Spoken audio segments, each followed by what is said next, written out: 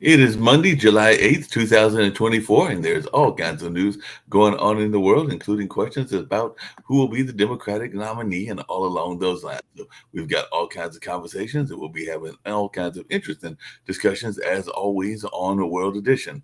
Apparently, the NFP has won the most seats in France's elections. That's right, that is a shocking election in France, and people are trying to wonder what will come next. Macron's bloc finished in second and Le Pen came in third. So deeply divided France risked unprecedented deadlock after the election shock that they had. So definitely there's election shocks going on left and right. And Macron refuses Prime Minister Attal's resignation. And in the whole Russia-Ukraine war, Russia forces launched a hypersonic missiles against Ukraine, and Ukrainian Children's Hospital was attacked as Russian strikes on cities and killed at least 22. And that was in a daytime Russian missile attack. So that was something else that was going on as well. And as I was teasing Nick about earlier, there is Spanish anti-tourism protesters taking aim at Barcelona visitors with water pistols. So they were firing water pistols at visitors, and mass tourism protesters squirt water at Barcelona tourists. As a matter of fact, one of the signs that I'm saying, it says tourists go home, you are not welcome. So definitely it looks like if you go there, you might get sprayed with a water pistol, which is probably better than getting sprayed with other kinds of pistols as well. And Hurricane Beryl is slammed into the Texas coast, and definitely it looks like even Indiana should expect storms from Beryl as well. So definitely it is a Category 2 storm as it made Texas landfall, and I think right now it might even be a Category 1. So definitely it is weakening, but it is still going there as well.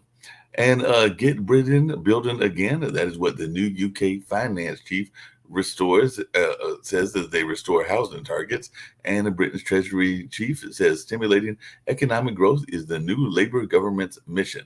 So Rachel Reeves says the new government has inherited the worst set of circumstances since the Second World War. So definitely that's something going on. And Rachel Reeves scraps the Conservatives, as they put it, absurd onshore wind farm ban. So that is something else going on as well. And in the Middle East, it looks like citing losses and destruction, Hamas figures in Gaza are urging leaders to strike a deal. And Netanyahu's four principles Israel agrees to for a hostage deal as negotiations are picking up. So Gaza destruction likely help push Hamas to soften their ceasefire demands, according to several officials. So it looks like there might be some hope there as well. And Viktor Orban's right wing group hits the quota for recognition by the EU Parliament and Le Pen's a national rally to take control of the far right patriots in EU Parliament. And I do know that the NATO folks are getting together and meeting. I believe that's on tomorrow, and that'll be actually in Washington, D.C. I think that Biden is supposed to be the one conducting and leading those meetings. So it'll be interesting to see how he deals with the world leaders and all along those lines, as he's under intensive pressure to possibly even drop out of the race and all along those lines. But they are having this meeting, and that'll be this week. And I'm sure all eyes in the world will be on how he handles the situation with NATO, because there's even been some rising concern about NATO and some of the NATO countries not doing enough to give aid to Ukraine. So we'll see how this all goes on as well.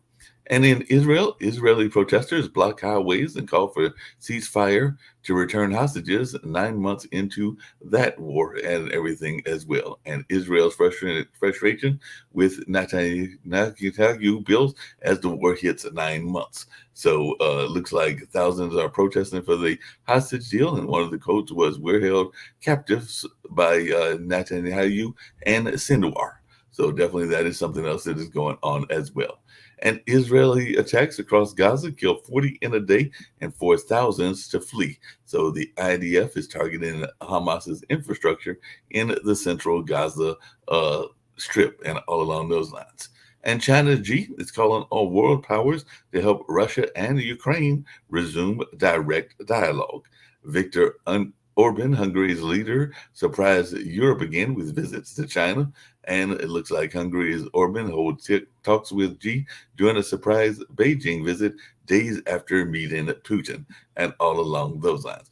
And speaking of people that are having interest in meetings in that regards and everything, it looks like India's Prime Minister Narendra Modi is meeting the Russian President Vladimir Putin in Moscow. Modi to meet Putin in Moscow as India is charting its own course. So it looks like Prime Minister Modi's post ahead of a bilateral with Putin tomorrow. So it looks like they might be meeting as well. And the Prime Minister is saying that stronger ties will greatly benefit our people. So it does look like India might be trying to do some peacekeeping as well, trying to get some things going on in their own way in that space. And Japan and Philippines have signed a defense pact allowing deployment of forces. So China tells Japan to reflect on history after signing a Philippine defense pact. So definitely that is something else that is there in the world news. And if you wondered about the temperature, June sizzled to a 13th straight monthly heat record, but July might break the string. So Earth sees the warmest June on record and boosts the odds of the warmest year. So 2024 could be the world's hottest year as June broke records and all along those lines. And in the UK, Defense Starmer is setting his sights on Scotland. So that's the new leader of the UK. And he begins his tour of UK nations to reset relationships. So he is the first minister to welcome the new prime minister to Scotland, and definitely defense secretary announces new military aid package for Ukraine as well. So it does look like that is something else that is going on the international front and all along those lines. In some sad news, a missing Indonesian woman was found inside a python in one piece. So the woman was eaten by a 30-foot python. Husband finds her leg sticking out of the snake's mouth. So the 30-foot python eats the woman who went out to get medicine for her son, and the husband found her leg sticking out of that python's mouth. And that is the second such killing in a month. So if you're in that part of the world, you got to watch out for those pythons. Apparently, they might be a little bit on the hungry side and all along those lines. But definitely, that is some very sad news, and definitely can only imagine what it would be like to find that that is how your loved one perished and all along those lines. Getting to some U.S. news and everything, Entergy reported 43,000 outages as Hurricane Beryl made Texas landfall. So that is something that was going on. A lot of people were without power in that part of the United States. And Boeing is to plead guilty in a DOJ case tied to the deadly 737 MAX crashes. So Boeing has agreed to plead guilty to defrauding the FAA, but escapes punishment sought by the victims' families and all along those lines.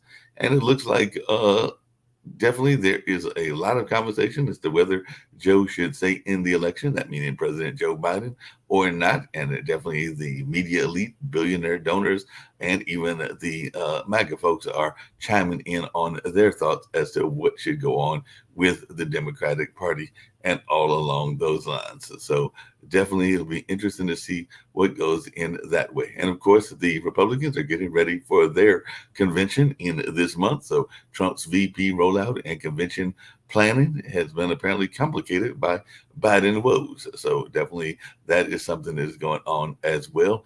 It looks like one of the articles on the Associated Press said the plane is ready, the fundraisers are booked, but Trump's VP search comes down to its last days. So definitely be interesting to see what goes on in that place. As a matter of fact, Elsie Stefanik has become a star in the GOP, and some people are wondering if that's enough to have her be the person that is named as Trump's VP. I've also heard Rubio listed as a personal person, as well as Burgum, and there are one or two others. So it does look like he has gotten the list down as to who he wants to be his VP. And Hill Democrats apparently are deeply torn about Biden's fate as they return to Washington. And I'm sure part of that is them also trying to figure out their own fate as well. So definitely it'll be interesting to see how this all plays out as well.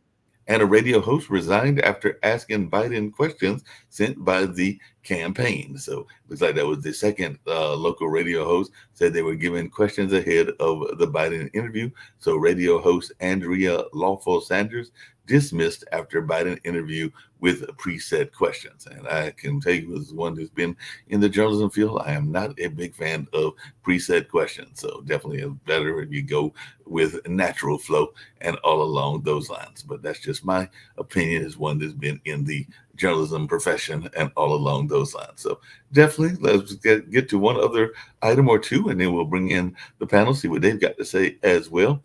The 2024 RNC platform could alter the GOP's abortion position for the first time in decades. So definitely Rubio is back in stripping the abortion ban from the GOP platform. So definitely that's something that folks may be interested in as well.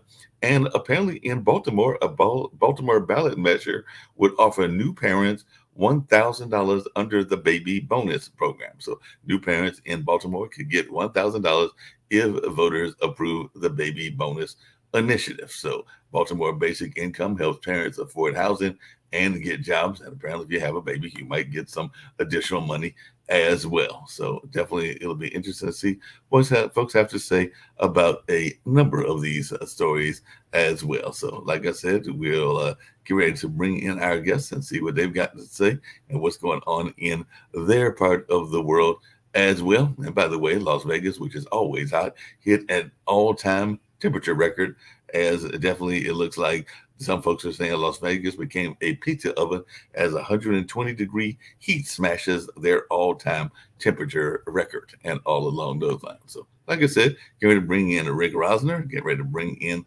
Sasha Starr, and of course, get ready to bring Jacoby, and who knows, maybe Nickel would join us as well. So the big news that everybody seems to be talking about, and I don't know how that would play out, because if they switch choices in the middle of the race, that seems like you might as well get ready to concede the race and all along those lines. But I don't know. There's still apparently a push, and I know Hakeem Jeffries had a meeting with the House, and a number of the House people were telling Joe to drop out and all along those lines. So what is our take on this notion? Because like I said, that could be problematic. There's a story that goes with this story, and that is the insane amount of coverage of Biden and nothing about Trump and Project 2025 and the new stuff released about Epstein, and Trump is all over that. And I looked at Axios, which is a news source that's a lot of young people. That's their main news source.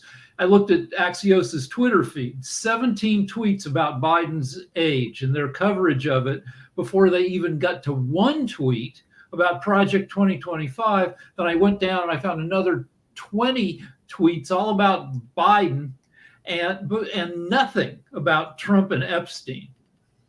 Yeah.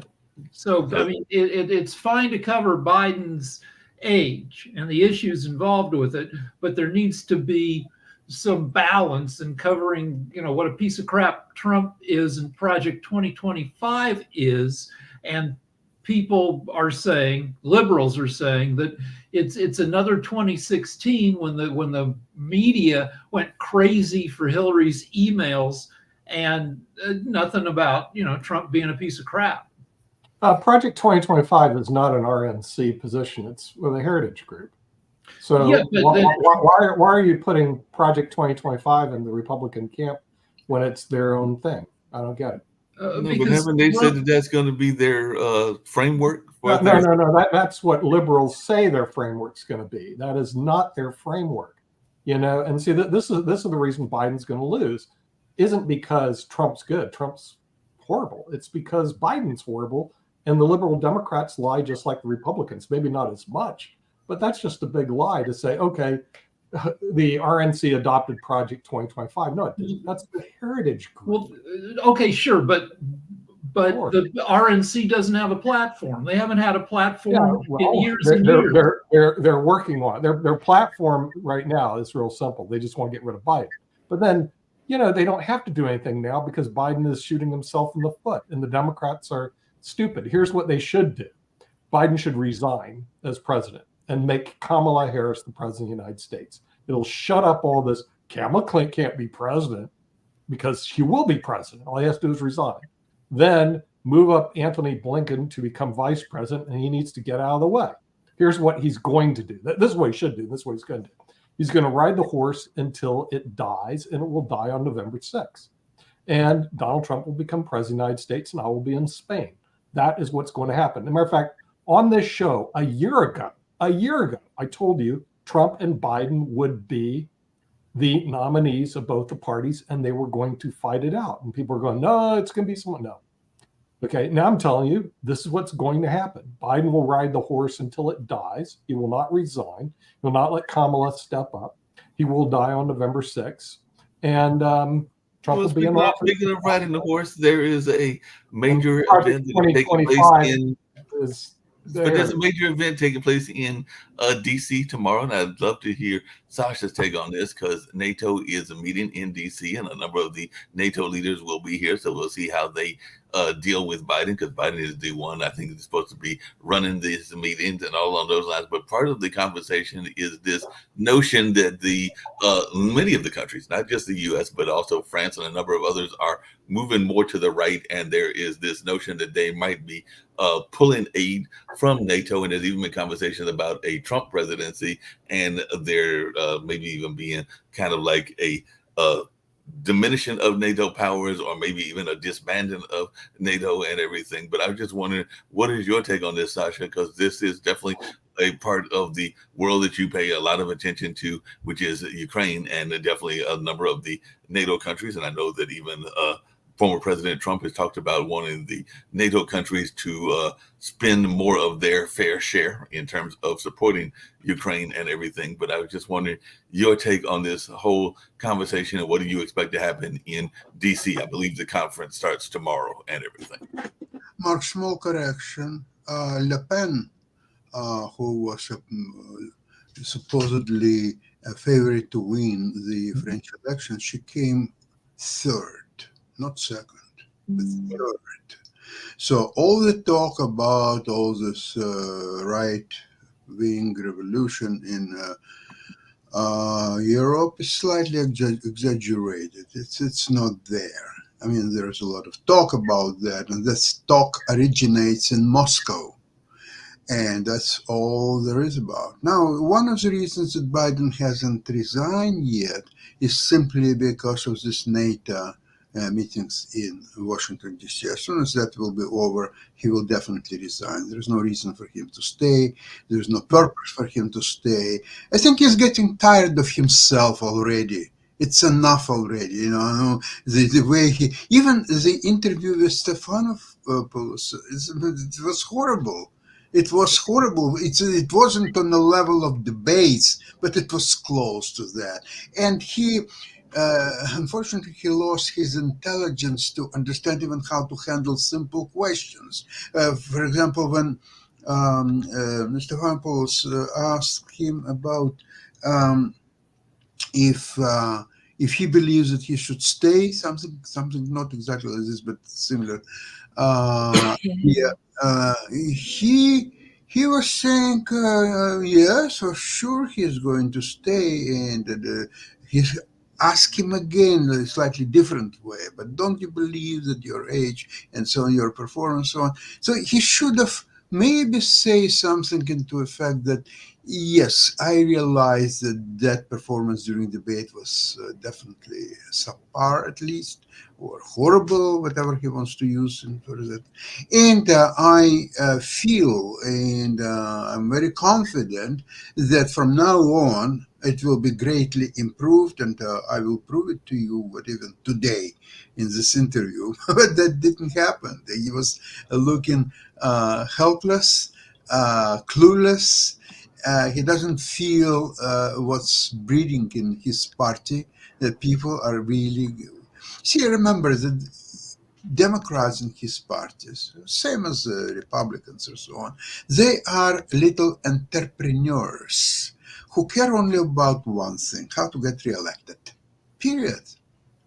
So for their purposes, Biden is a liability that can greatly diminish their chances to be reelected in their little seats, whatever they hold, and the governors and everybody else, the House and the Senate and so on.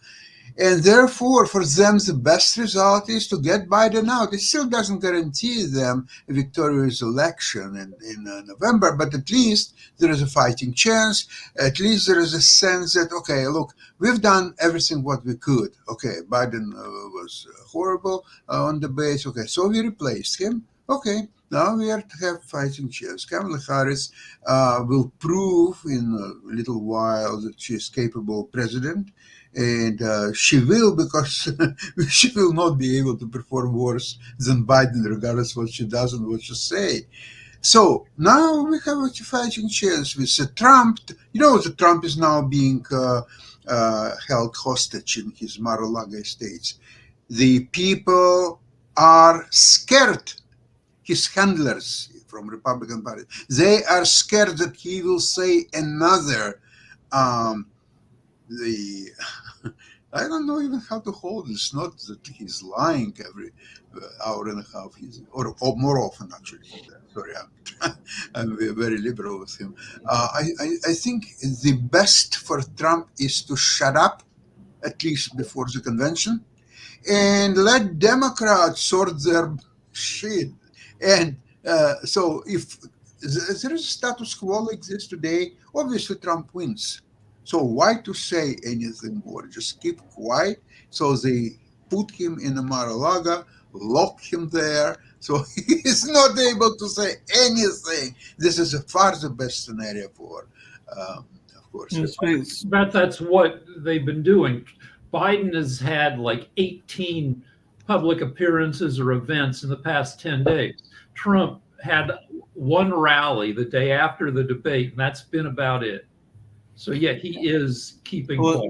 Well, speaking of that and everything, and I know he's got his rally coming, his convention coming up at the end of July, where he'll get coordinated into being the candidate and all along those lines. But I had an interesting theory, and I don't know whether y'all buy this theory or not, but is there a possibility that if Kamala is pushed up to being the whole notion of the president and everything, that Trump, because then you'll have the opposite age question, because then Trump will be the older candidate and everything. So do you think it's possible that he might put in Elsie, who I mentioned earlier, or even Nikki Haley, and then we might have the possibility, because of some finagling, because maybe Trump drops out as well, that we have our first woman president ever, because it might be two women running against each other for the presidency of the United States. So is this a far-fetched idea, or is this a possibility? No, Trump is going to stay the leader of the ticket. But see, Biden's not a good chess player. Biden is not that bright to begin with. But if he was bright, Mark, here's what he would do. He would wait till Donald Trump nominates the vice president, because then what happens, he secures probably the wrong vice president. Then he would resign from office, forcing Kamala to be president of the United States. Okay. Because there's this thing out there, Kamala can't be president of the United States because she's a black woman. Okay, seriously, and they just, she can never be president, all this other stuff. Well, the minute he resigns, she is the president. Kamala Harris will look brilliant compared to Biden and Trump, because they're both old. And frankly, here's the reality, and chess players know this too. Once you get older, your cognitive faculties start declining. Slowly, but they do. And that's the reason Kasparov at age 50 goes, I'm not going to play competitive chess anymore. But Kamala may have a secret weapon as well, because there is a... Yeah, she's young. She's got a secret weapon. There's a notion... she may have another secret weapon too, because there is a notion that there is a powerful block of people that are very much involved in politics. They've been involved in politics for years, and I'm not saying that in a negative standpoint and everything, but the Jewish bloc and the Jewish vote has been very important. We're seeing what's going on in Israel and everything, and people forget that her husband is actually of Jewish descent. Yeah. I mean, obviously, the United States is the most racist country in the world. I mean, everything's about race and sex and all this other stuff. So everybody looks to, is she Jewish or not Jewish? Or you white or you're black and all this other stuff. But let's get rid of all this. Let's look at ageism, okay? A different demographic. She becomes the younger candidate, and he becomes the old candidate. Yeah. So Biden doesn't have to be brilliant to wait until after Trump names a VP, because the RNC, the convention, begins next week. Right. All he has to do is drag his feet for 2 weeks, and we'll know who Trump's Right. VP Exactly, is. and then it sticks Trump with the VP because it'll probably select the wrong one for a Kamala Harris nominee. In other words, chess players like to look in advance. They like to see multiple moves ahead of time. They don't want to just make a move and see what happens. They want to see. They want to plan. Say if then this. Okay, so his best strategy, but he has no strategy. I can guarantee that, is to wait till the Republican nominee is over with, convention's over with. Well, Vice President is elected. Then he resigns, okay, forcing Kamala to become president of the United States of America. And now she becomes an incumbent who's running for the office and a younger person. It's like a brilliant strategy. It sounds like a great strategy and everything. But speaking of strategies, and I definitely want to hear from Sasha on this one as well, because I know that on Tuesdays and Fridays he has his show about Russia, Ukraine, and China. But apparently there's another player in this game, and I wish that Steve was here because I know he's a big fan of Modi and everything. But apparently Modi is going to meet with the Russian president, Vladimir Putin, in Moscow. So what is this meeting all about, and what is he hoping to accomplish by this meeting and everything? Because definitely they are setting to have this meeting. I think it's set for later on, either today or tomorrow and everything. But what is your take on Modi apparently trying to meet with the Russian president? It's a very smart strategy for him because then it will show to United States and the West that he's getting closer to Russia. So they have to do something about it and give him some advantages in international trades or in politics or anywhere else. So he's playing his cards smart. However, you have to understand about Russia one very interesting thing which explains why they're begging for peace with Ukraine. Last week, United States approached China and told them that there will be no more trades between China and Russia using yuan as a currency, because they can't use neither dollar or euros or anything like this. So they did some trades in yuan, and it started to grow. So now Chinese, as a result of that, Chinese banks informed Russian counterparts that there will be no more trades between China and Russia in neither currency, not in yuan, not in rubles, not in rupees, not in dollars or any other currency in the world. Finita la commedia. Okay, so now that's why Putin is begging for peace. His economy is going absolutely nosedives. He had meetings with his advisors, Elvira Nabiulina and Shustin and all others, his top people, economists, and so on. And so Putin asked, so what's the way out of it? They say, there's no way out, period. So this idiot now is forced to beg his counterpart Zelensky for peace. But Zelensky is not in a hurry. Why does he need peace now when Russia is getting broken apart, when he's preparing now 14 fresh brigades with the NATO weapons and equipment and strategies and everything else, which have not been even put in front against Russians? He has them in reserves to start attack on Crimea. So there will be cut the line of communications between Donetsk and Lugansk on the east and enters to Crimea on the west. On the other hand, of course, there will be damage done to the bridge between Russia and Crimea.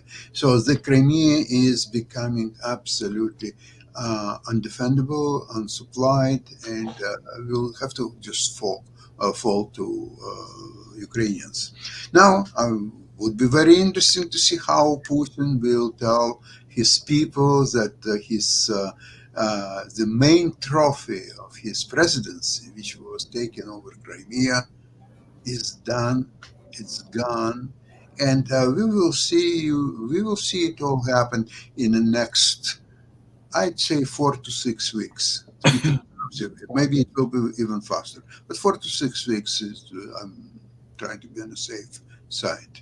That's what's happening in Well, Ukraine. on the international front, there's also been another country that plays in the international politics. It's a small country and definitely has been involved in a number of conflicts, but apparently they have recently elected a reformist. And some people are saying that the West can now do business with the reformists and everything. So I just wanted our take on this new president of Iran. So the president Pezeshkian, apparently they're saying is a reformist and that the West can now do business again in Iran if it chooses to. So what is our thoughts about this? Because apparently there's some folks that are saying that they want to bring that country out of isolation and everything. So is this going to be a good thing that there is a supposed reformist candidate? And like I said, I don't know enough about his background and everything, but they are claiming that he is more of a reformist than some of the other ones have been. Well, one thing you said, Iran's a small country. It's not small. It's geographically big, and they have almost 90 million people. They're maybe the most powerful country in the Mideast.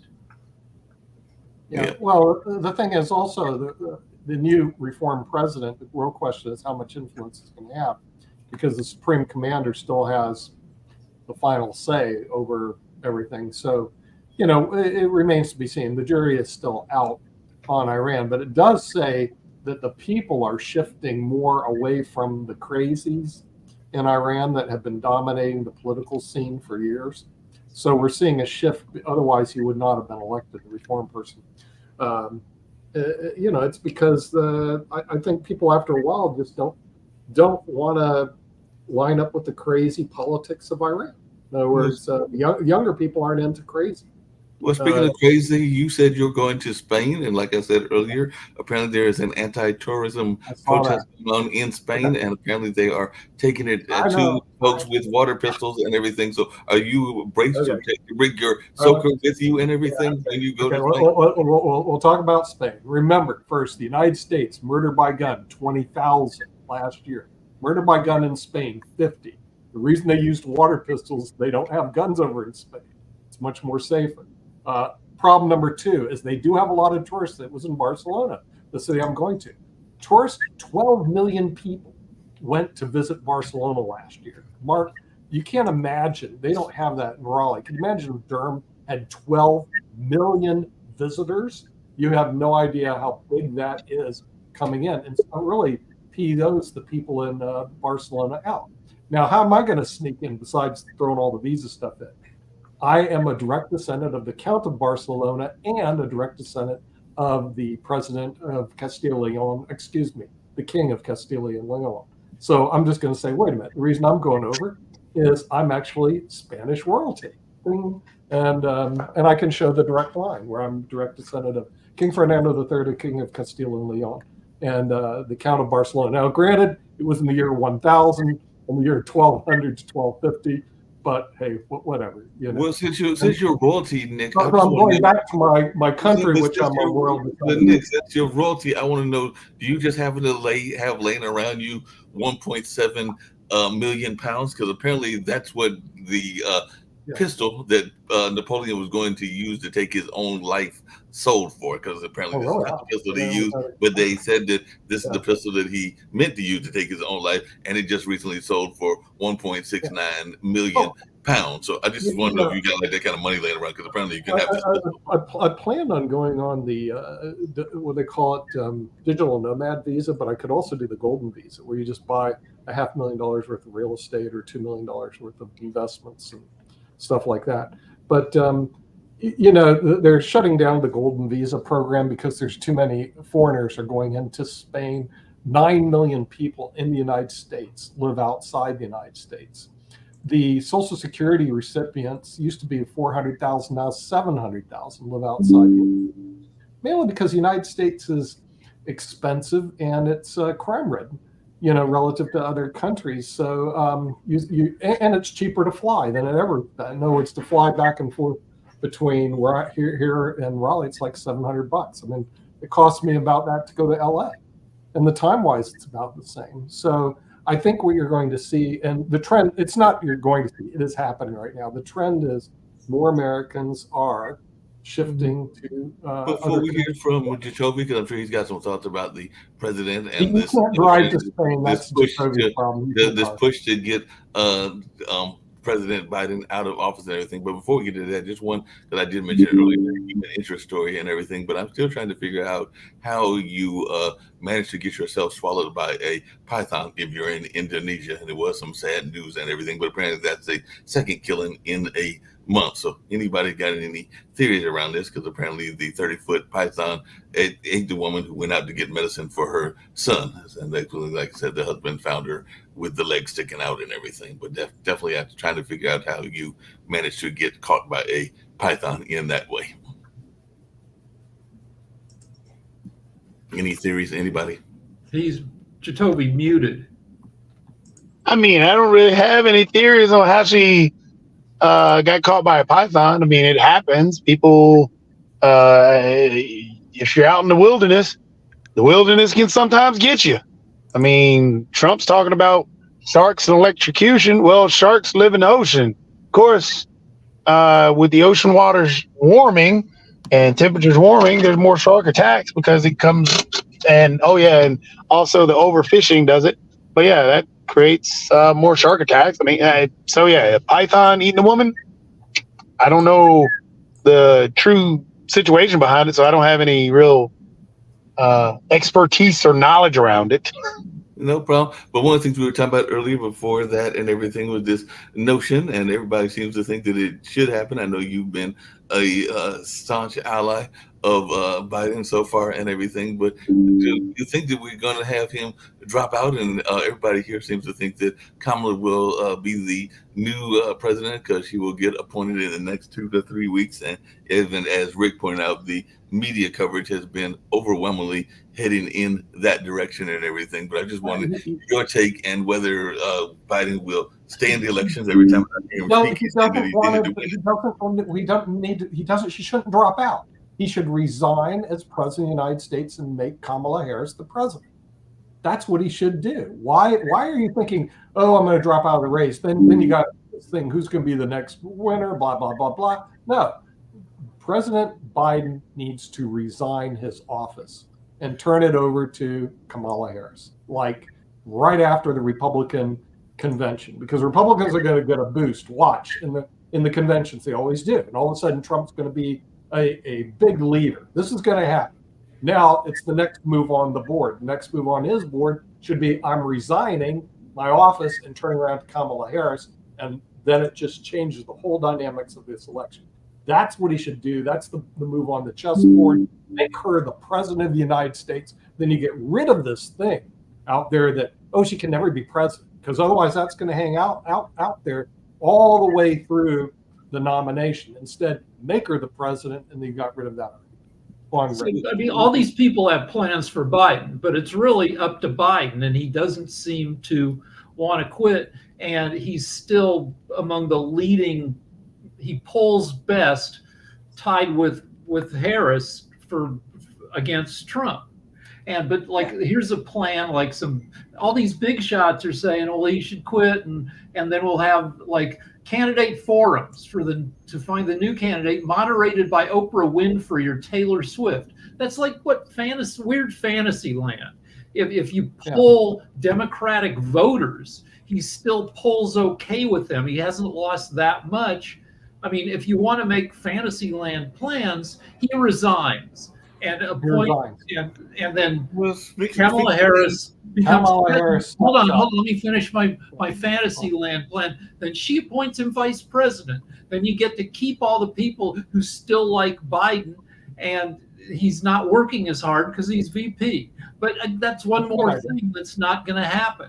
That's not going to happen. But speaking of fantasy lands that might happen and everything along those lines, there are some initiatives out there because we knew that there were stimulus packages in the past. And I understand that there was, because I was reading an article not that long ago that said they might be trying to roll out another one for Social Security recipients and all along those lines. And I think I hit the magic age of 62 recently that gets Social Security and all along those lines. But there's also this notion, as I mentioned earlier, of there is a Baltimore ballot that is up there that will give new parents $1,000 under the baby bonus program. So I think there might be a lot of people in Baltimore that are running to have babies because they want to get that $1,000 and everything. So what is our take on this initiative that is going to apparently give a bonus if you have a baby, if you happen to live in Baltimore and everything? But like I said, there are these different initiatives to give away some more government money. So what's our take? $1,000 ain't gonna go too far with a kid, Mark. I mean, the thing is, you can ask anybody who's had kids. $1,000 today? Are you serious?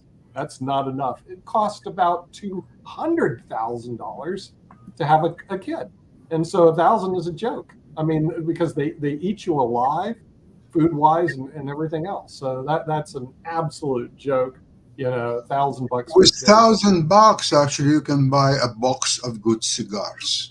Tell you that. Yeah, that's about right. You're right, Sasha. It's really a joke. It just ain't going to happen. Now, by the way, Biden resigning, if this to me is a good move on the chessboard after the Republican convention. By the way, after the Republican convention, Donald Trump will pull ahead 5 to 10 points ahead of Biden. Watch. It's going to be a big boost. He's already that far ahead of him. He's already that far ahead. Okay, all right. It's going to almost be a stick in the eye that Biden is going to have to make a very serious move on the chessboard. He cannot play like a patzer like he's been playing for the last several years. He's going to have to actually step up his game. His advisors have to say, look, if you want to save the Democratic Party, you need to resign and make Kamala Harris the president of the United States. But Biden's not doing Can I say, I really have to give some special congratulations to Jacoby. Like he never lets the team down. Mark asked him a question about a python eating a woman in Indonesia. And in his response to that, he brought up Donald Trump and sharks. I mean, it is amazing. The level of like hatred and, you know, illusion that Jacoby has is I think unsurpassed. So I think that was fantastic. Well done, Jacoby. Congratulations. Yeah, it's good to shift the conversation to something else. Well, just really quickly on that same level and everything, Shaquille, you have got some dealings with diplomats around the world and everything. So what is your take on this NATO conference that's going to take place in D.C. tomorrow? And what are you hearing from your international folks as to what they expect in this whole conference? As I mentioned earlier, I did hear some people that were talking about the aid to Ukraine and the Israel situation and other things that are expected to be conversation points during this conversation that is supposed to be led by Biden in D.C. But like I said, I do not travel in those circles. You do, and there might be others here that travel in those circles as well. So what is your take on what you're hearing as to how this NATO event will go on that is taking place in D.C. on Tuesday? Well, if you'd have asked me that question without referring to my diplomatic contacts, I'd actually be able to give you an answer. If you're going to refer to my diplomatic contacts, I'm going to say no comment. But no, without referring to any of my professional positions and myself only being the person responding, our clown of a prime minister has decided that he's not going for some bizarre reason. So that's helpful, I guess. I think there's a lot of talk about funding. There's a lot of talk about Vladimir Putin's recent comments that if Trump wins, then he will take a different position and try to wind up the war. A lot of that is just politics, I think. So, yeah, I won't comment any further. I just certainly will say that I hope that NATO is strengthened and not weakened. Well, that's one of the things I did hear, and I did see your hand, Rick, and everything, with this notion that apparently Putin has put some troops at the border of some of the NATO countries, and I don't know whether that is true or not, but that is something that I was hearing in the news and all along those lines. So it does seem like he might be willing to widen the thrust of the war and everything. So that's something that I had recently seen in. But Putin did an interview just recently where he was asked this question, and he said to the reporter, he said, like, what do you think? We're crazy all of a sudden? Why would we attack NATO? We've got no intention of ever attacking any of the NATO countries. Now, I'm not going to say whether that's, whether that will happen or won't happen. I'm just going to say that that's what he said in the interview. But I would say that obviously an escalation would be terrible, but I think that that Mother Russia would be far worse off if it was to ever attack NATO. And also, if he was to do that, this wouldn't be a response just from NATO. There would be non-NATO members from all over the world that would come rushing in to support them. I want to just go back to Biden for a second. Let's be realistic. He's not going to quit. Less than an hour ago, he got on the phone. He called Morning Joe, which is MSNBC's morning show. And he said, the bottom line here is that we're not going anywhere. I am not going anywhere. I wouldn't be running if I didn't absolutely believe that I am the best candidate to beat down Trump. So he's not going to leave. I mean, maybe something will happen in a few. So the betting odds on this have been quite interesting. So last week, it moved up just actually after I was on the show Thursday, I think. All of a sudden, there was a lot of hoo-ha about Kamala Harris replacing him. She became the $6 chance, and he became the $15 chance. And it sort of stuck. He's stuck between the $10 to $15 mark. As of today, it's come in where he's at $8 and she's at $7. I think probably it will be him, but I have to say, pretty much what I've been saying recently is this shouldn't have happened. The Democrats should have had a much better candidate going in, and I think that I'm not trying to say that Trump is, a magnificent president or anything like that. I'm not suggesting that. But I would hold the media and the Democrats responsible, because instead of just admitting that they had a problem and then dealing with that problem, either by replacing their candidate or by preparing everybody that Joe Biden's really old, they gaslit everybody and they lied to everybody and said, oh, no, you're a right-wing conspiracy theorist if you think that he tripped up the stairs. It was just a really bad gust of wind. He didn't actually stumble and mumble over his words at this speech or that speech. He didn't fall asleep over it. He didn't trip over on the stage. All these sorts of things. Rather than just admitting, look, we have an old president, and so therefore we're going to replace him at the next convention. Or, yes, we have an old president, but he's still the best person to do the job. Instead, they gaslit everybody, and they did a debate performance, which was terrible. And this is what you get. I will say that in his interview with ABC, I actually thought that he did quite a good job. He hasn't, there's been a lot of shade thrown at him, but I actually thought he did a really good job.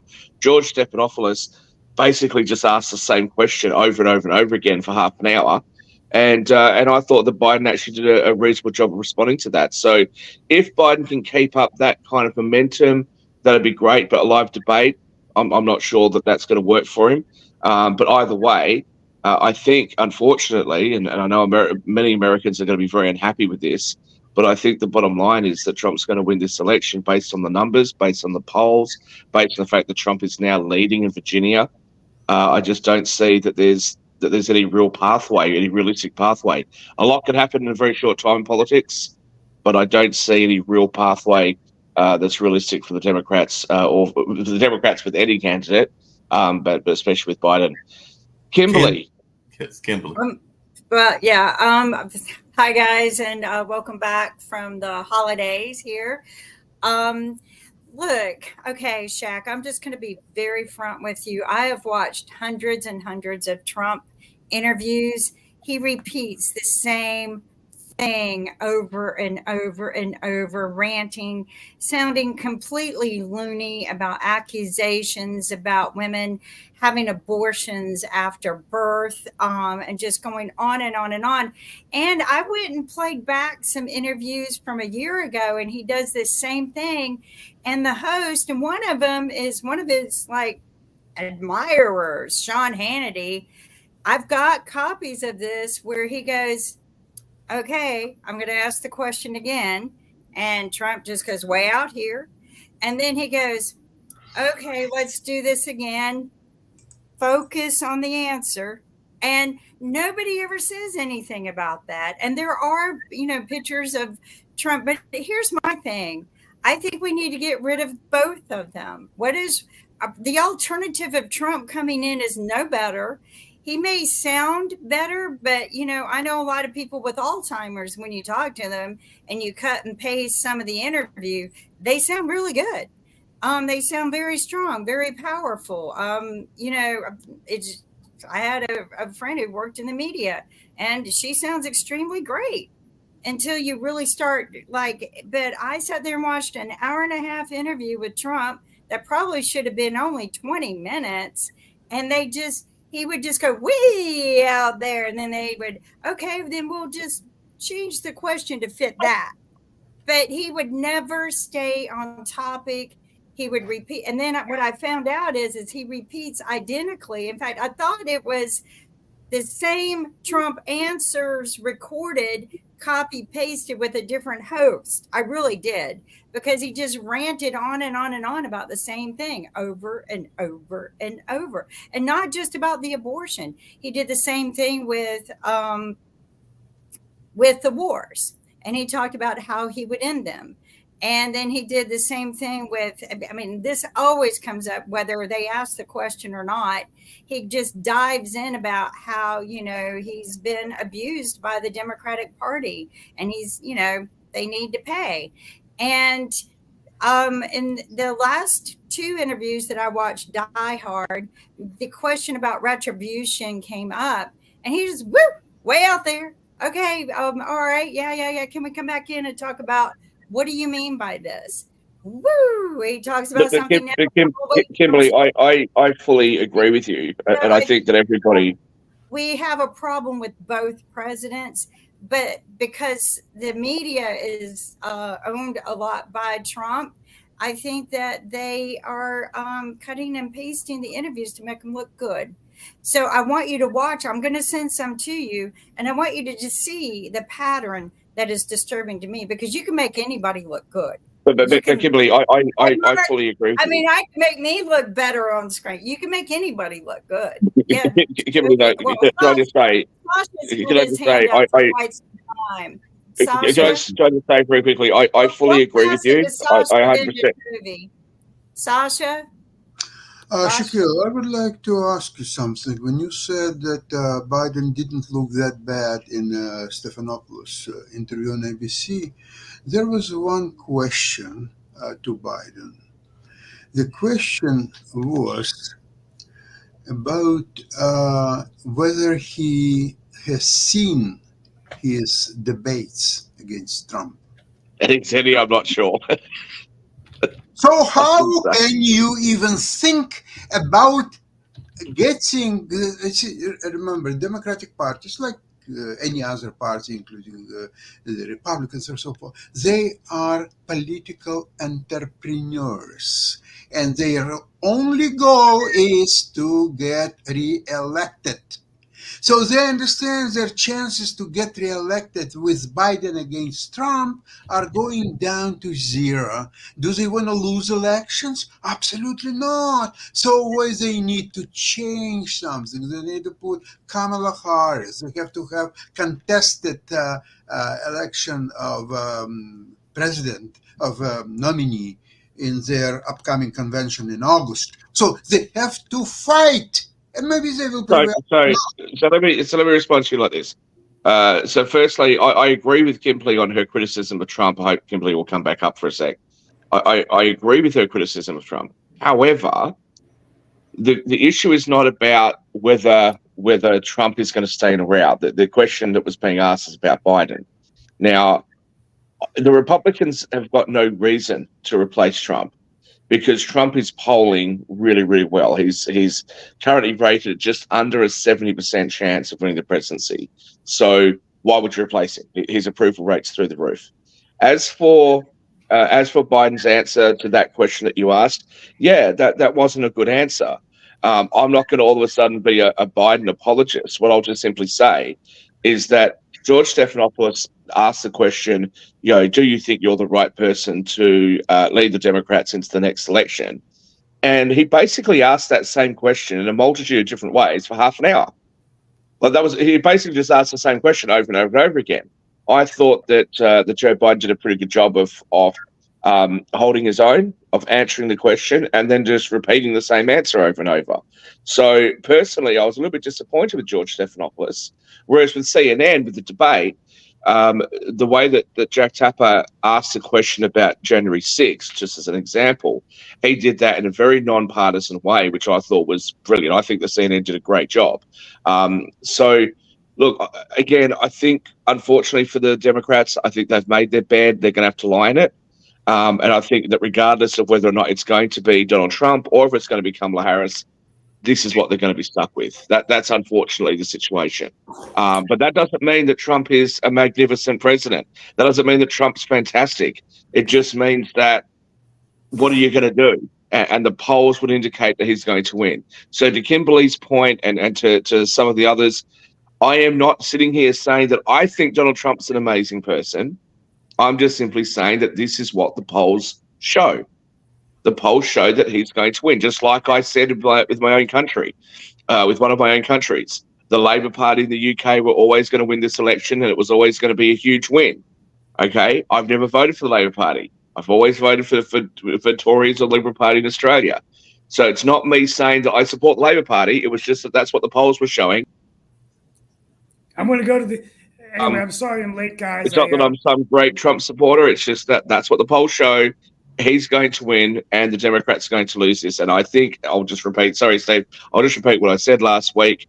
What the Democrats need to be doing, I think, is to be focusing very heavily on the House and focusing very heavily on the Senate.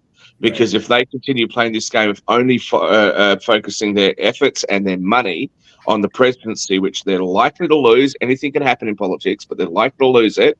If that's where they focus all their energy, then they're going to end up losing not just the presidency, but they'll lose the House, they'll lose the Senate, and the Republicans will have all three. And then everyone's fear about things like Project 2025 is more likely to come true. Mark, I'll close out for us today. I didn't give any insight, but I'm sorry I was late. I was en route somewhere. But I